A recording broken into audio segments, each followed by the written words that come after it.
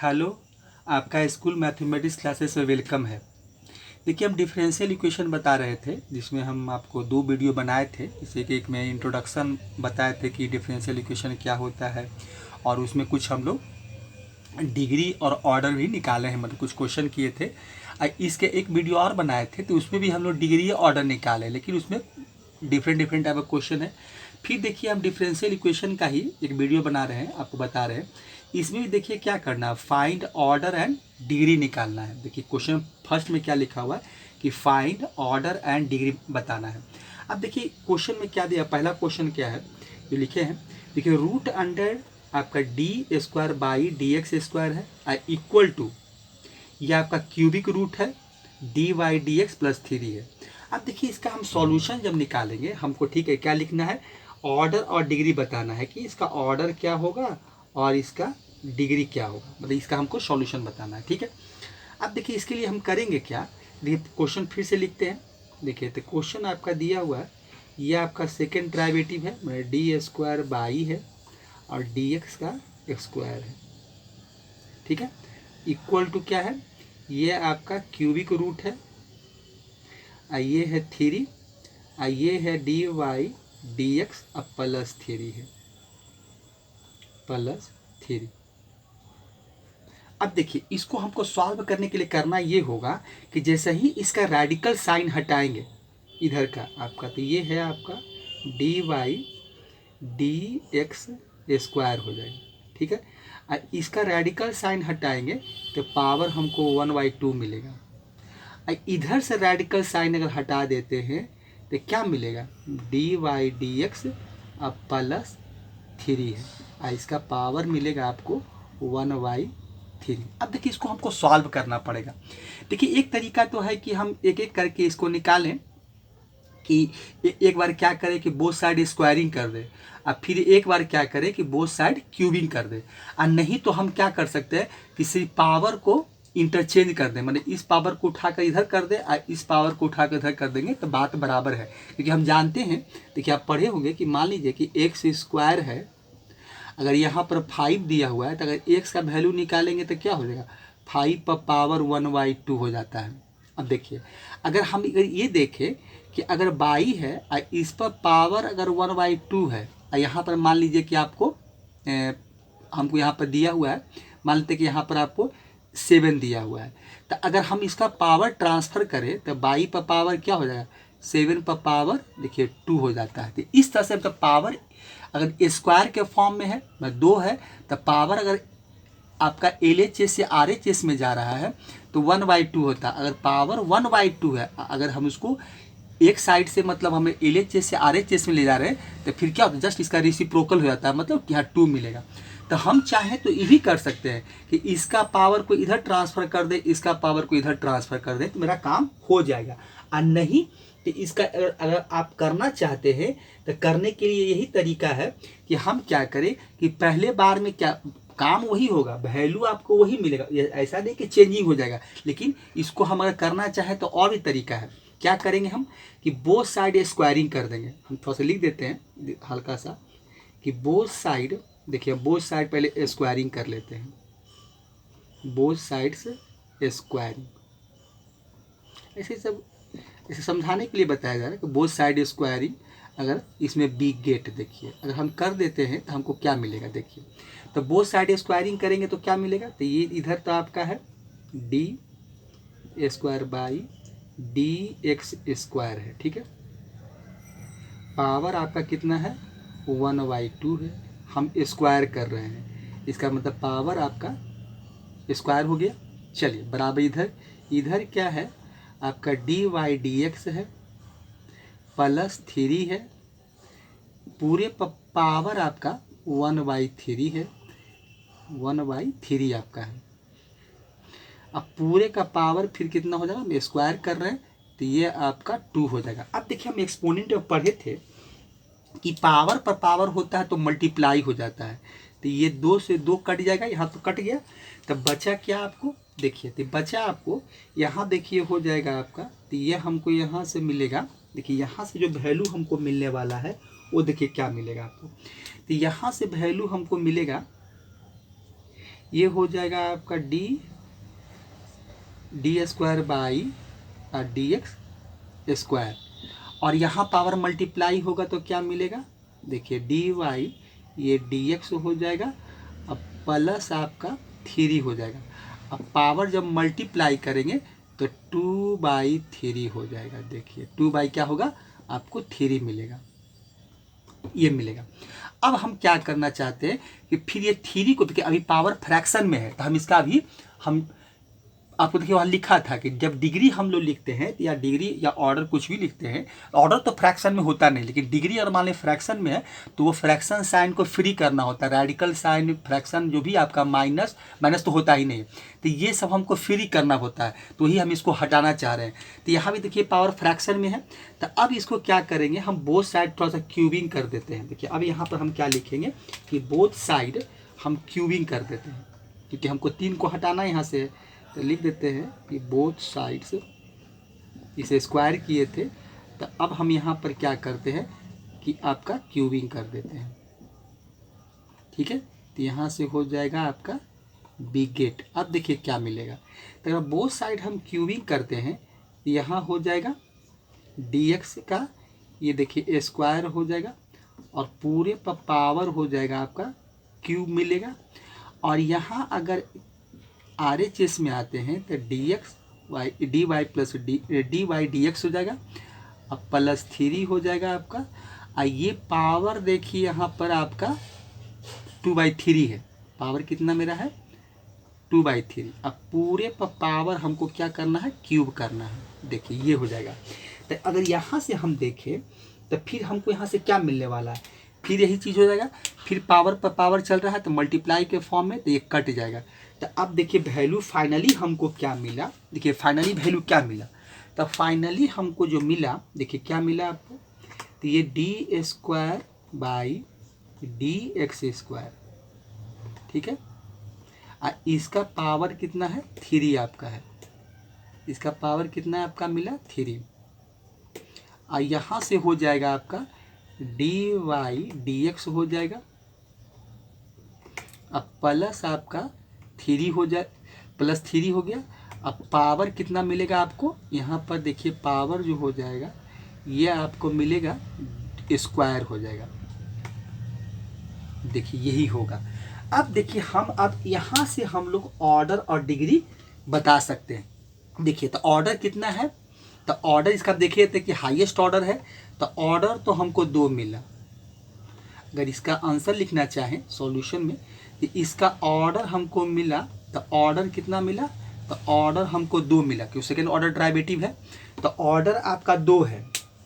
ठीक है, ऑर्डर हमें क्या मिला, तो 2 मिला। ठीक है, देखिए अब यहाँ से डिग्री लिखेंगे, तो डिग्री कितना है भाई, तो डिग्री यहाँ से लिखेंगे तो डिग्री हमको मिलेगा 3 मिला, क्योंकि हाईएस्ट ऑर्डर डेरिवेटिव का ही डिग्री लिखा जाता है। तो डिग्री आपका 3 हो गया और ऑर्डर 2 हो गया। तो यही देखिए मेरा आंसर है। तो इस तरह से हम लोग को जब रेडिकल साइन या फ्रैक्शन पावर होता है तो उसको हटाकर हमको मैंने उसको फ्री करके एक पॉलिनोमियल के फॉर्म में लिखना होता है, और तब जाकर हम इसका ऑर्डर और डिग्री बता सकते हैं। तो क्वेश्चन नंबर ये था 1 था, इसको हटाते हैं और क्वेश्चन नंबर फिर से 2 लिखते हैं। ठीक है, इसको हटाते हैं यहाँ से।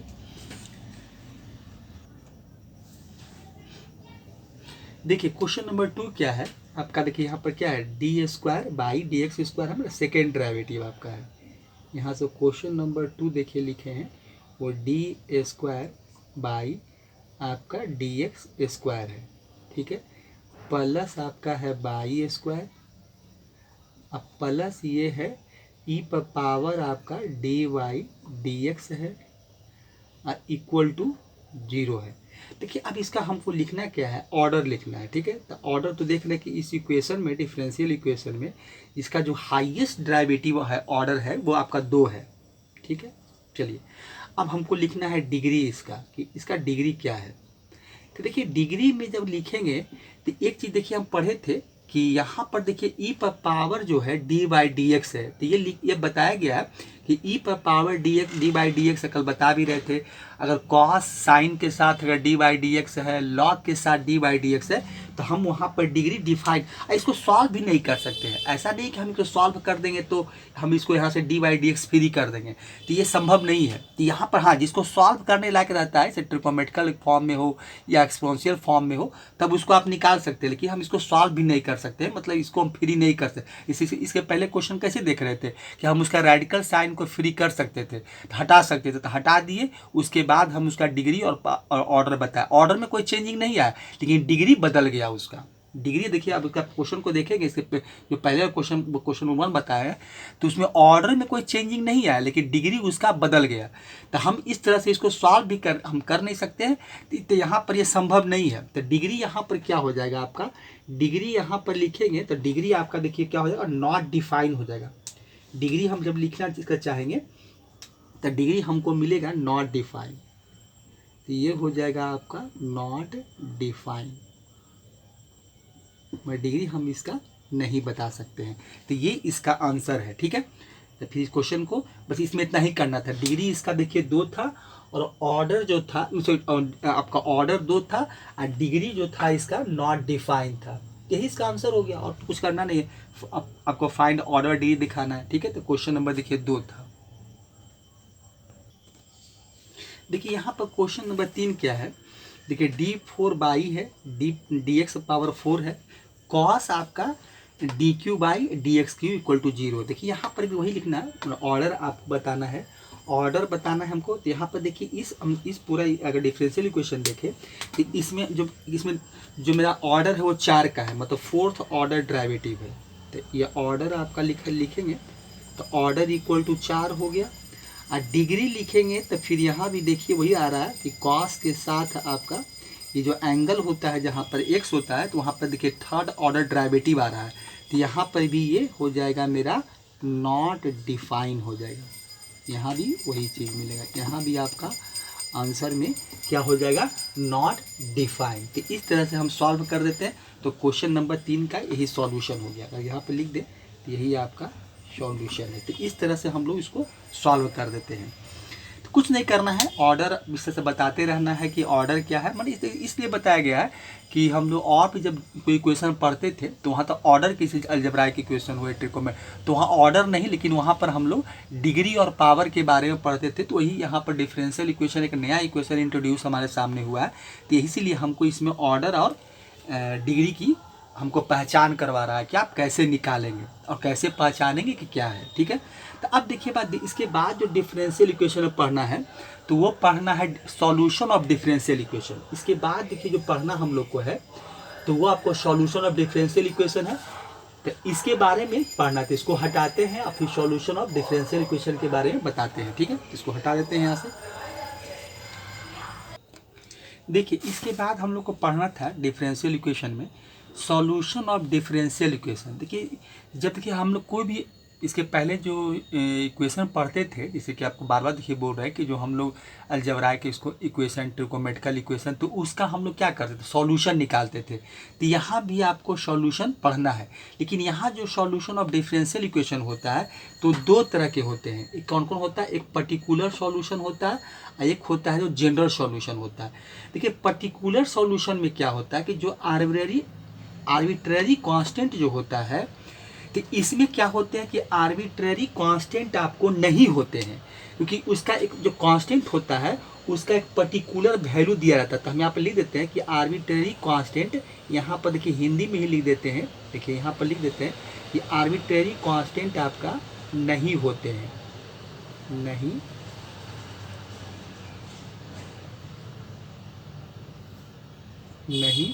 होते हैं।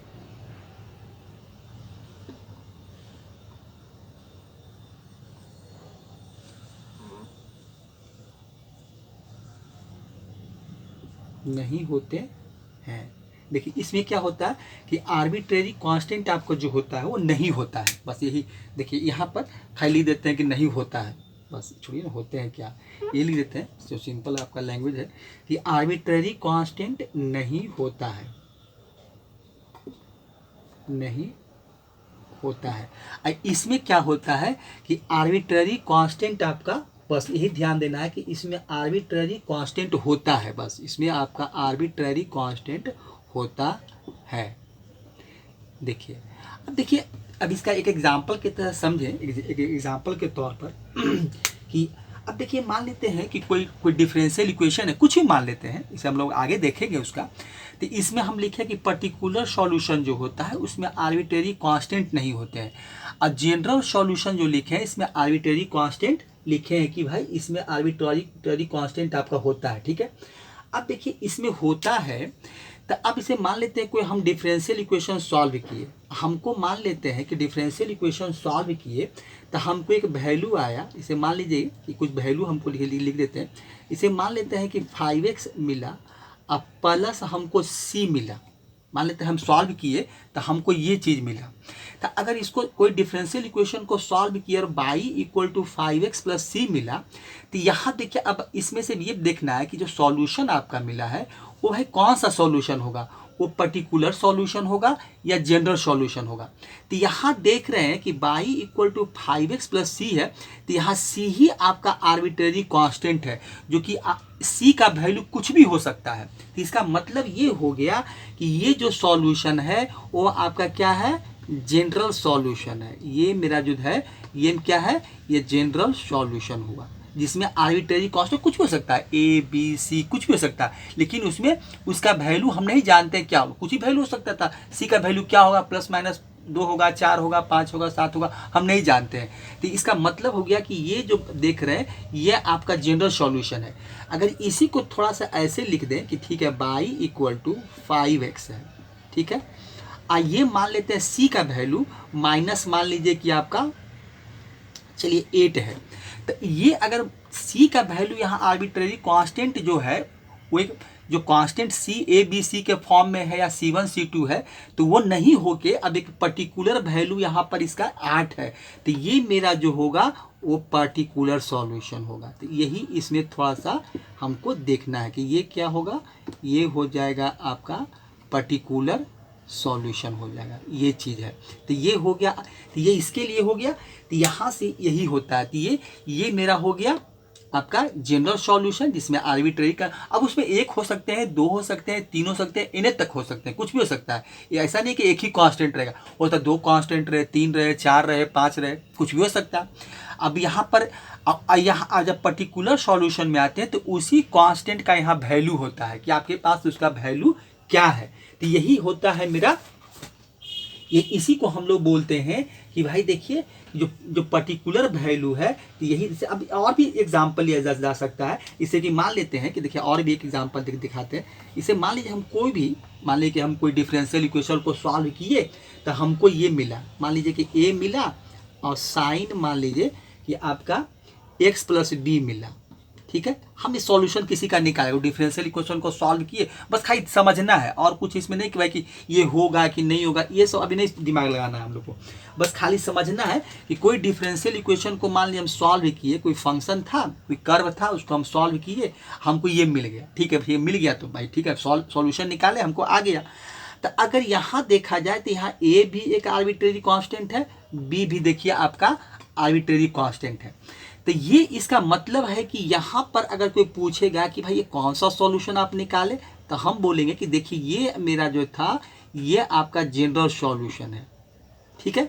अगर यहीं पर हम क्या करें कि y इक्वल टू मान लेते हैं कि a का वैल्यू कुछ असाइन कर देते हैं, मान a का वैल्यू कुछ मिला हमको या मेरे पास है, बैठाना हमको है, अब a का वैल्यू 3 है, ठीक है, और यहाँ पर साइन है, ठीक है, x है, अब प्लस मान लेते हैं कि जो b का वैल्यू है वो कुछ भी लिख दीजिए, इसे मान लीजिए एंगल आपका π/4 ही मिल गया, ठीक है। तो अब देखिए आर्बिट्रेरी का कांस्टेंट जो था उसका एक पर्टिकुलर वैल्यू हो गया, कि जो कि हम इसके पहले था कि a और b हम नहीं जानते थे कि भाई क्या होगा नहीं होगा, क्या वैल्यू है नहीं है, लेकिन हम इसका एक पर्टिकुलर वैल्यू हमको दिया हुआ था या हमें असाइन कर दिया या हमको कहीं से मिला, हम रख दिए, ठीक है।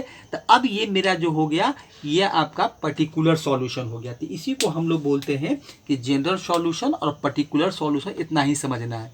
तो ये आपका हो गया, ये क्या हो गया, पर्टिकुलर सॉल्यूशन हो गया। तो यही हम लोग को पढ़ना है, ये हो गया क्या, ये आपका पर्टिकुलर, ये हो गया आपका जनरल सॉल्यूशन, ये हो गया आपका पर्टिकुलर। तो यहाँ पे देखिए हम थोड़ा सा एरो का साइन मार देते हैं कि ये इसका आंसर जनरल सॉल्यूशन है, और ये आपका जब कोई वैल्यू असाइन कर दिए तो ये हो गया आपका पर्टिकुलर सॉल्यूशन। तो यही चीज़ इसमें जानना था हम लोग को, बस ये पर्टिकुलर सॉल्यूशन है और ये जनरल सॉल्यूशन है। ठीक है, तो इस तरह से हम लोग सॉल्यूशन ऑफ डिफरेंशियल इक्वेशन है, इतना ही जानना है कि किसी भी इक्वेशन का सॉल्यूशन निकालते हैं और इसका हम लोग दिखाते हैं। अब देखिए इसके बाद जो हमको इस टॉपिक्स में जो पढ़ना है वो देखते हैं, इसमें क्वेश्चन कैसे रहेंगे, क्या करना है और क्या करके निकालना है। ठीक है, इसको हटाते हैं और क्वेश्चन को लिखते हैं। देखिए जो आपको अभी हम बता रहे थे कि सॉल्यूशन ऑफ डिफरेंशियल इक्वेशन, तो उसी में एक देखिए क्वेश्चन है कि आपको कोई भी किताब में एनसीईआरटी हो या आरएस वाला सब जगह ये पढ़ना है क्वेश्चन इस टाइप से, इस टाइप का। ये क्या है, verify that y equal to क्या है,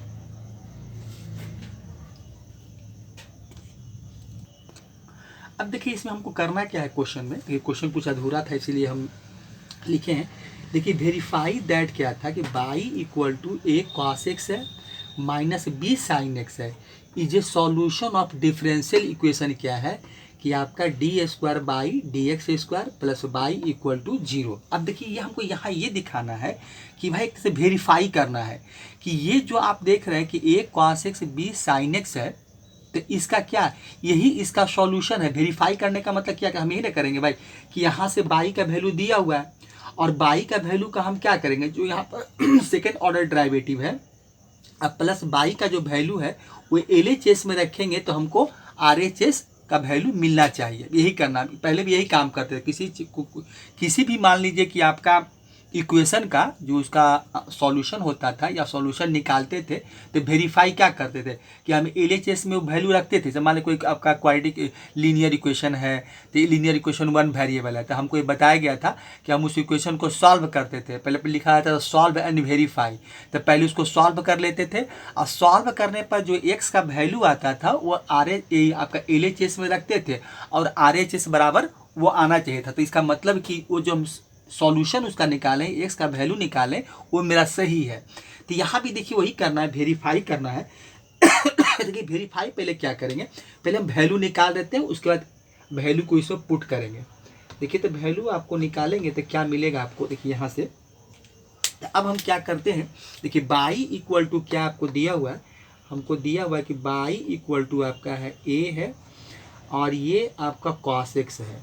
ठीक है, माइनस हम मेरा क्या है बी है और यहाँ दिया हुआ है कि ये मेरा साइन एक्स है। तो अब यहाँ सेकेंड डेरिवेटिव निकालना है, तो पहले सबसे पहले तो हमको फर्स्ट डेरिवेटिव निकालना पड़ेगा। तो हम इसका निकाल देते हैं डी वाई डी एक्स।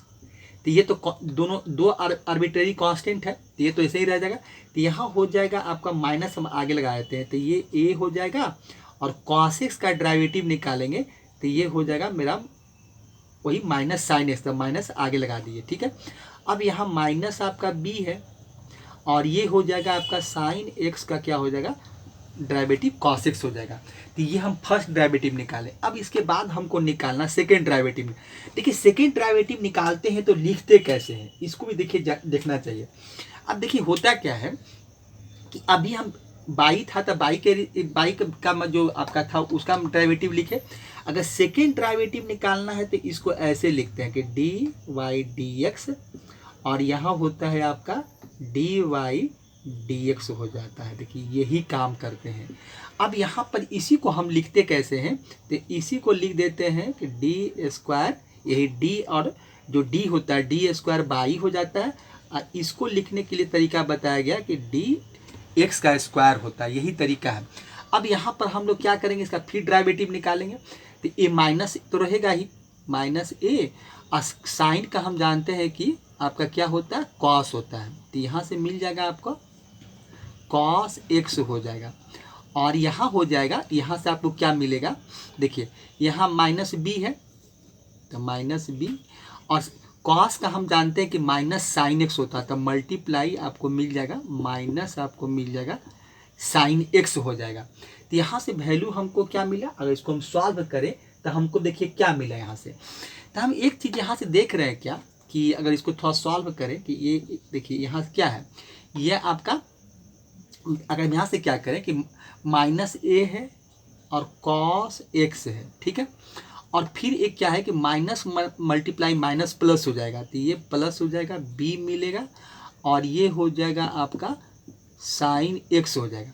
देखिए यहाँ से हम एक काम ये भी कर सकते हैं, नहीं तो देखिए क्या है, ये मेरा सेकेंड डेरिवेटिव का, देखिए यहाँ से क्या है कि हम इसका सेकेंड ऑर्डर जो डेरिवेटिव निकाले हैं तो यही निकाले हैं, देखिए ये है, ठीक है।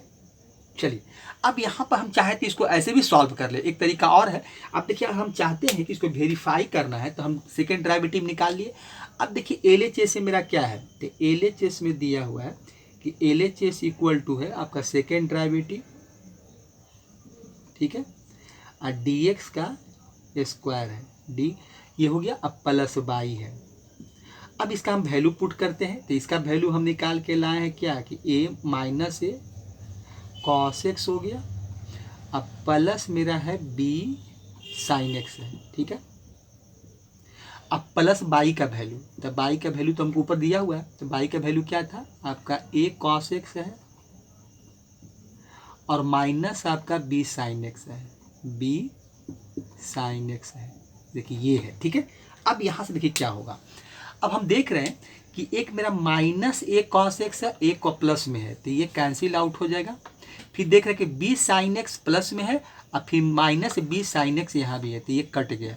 इसका मतलब क्या हो गया कि LHS का जो वैल्यू था वो क्या आ गया, मेरा 0 आ गया, और RHS का भी वैल्यू मेरा क्या है 0 हो गया। तो LHS का वैल्यू दिखा दिया हम 0 है, देखिए यही LHS था आपका, तो LHS इक्वल टू भी 0 हो गया, तो कट गया तो 0 सब मिला, तो LHS इक्वल टू 0। तो इसका मतलब क्या हो गया कि LHS इक्वल टू क्या मिला हमको RHS, ये हो गया, तो ये मेरा क्या हो गया वेरीफाई हो गया। तो इस तरह से आपको वेरीफाई करना था, तो यही इसमें काम हमको करना होता है। पहला मेरा जो आप NCERT का जो वहाँ भी क्वेश्चन दिया हुआ वहाँ भी वेरीफाई ही करना है, तो उसका भी क्वेश्चन बनाएंगे आपका 9.2 का कोई आप उसका एक्सरसाइज जो 9.2 है वहाँ से भी क्वेश्चन करेंगे, कुछ RS सवाल कुछ NCERT का मिक्सअप क्वेश्चन करते रहेंगे।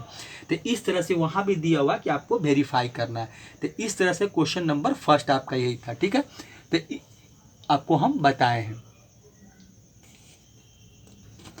ठीक है। तो इस तरह से अब इसमें देखिए आपका कुछ आज का जो मेरा वीडियो जो बताए हैं, तो उसमें हम कुछ क्वेश्चन आपका ऑर्डर और डिग्री का करवाए हैं कि कैसे निकालते हैं।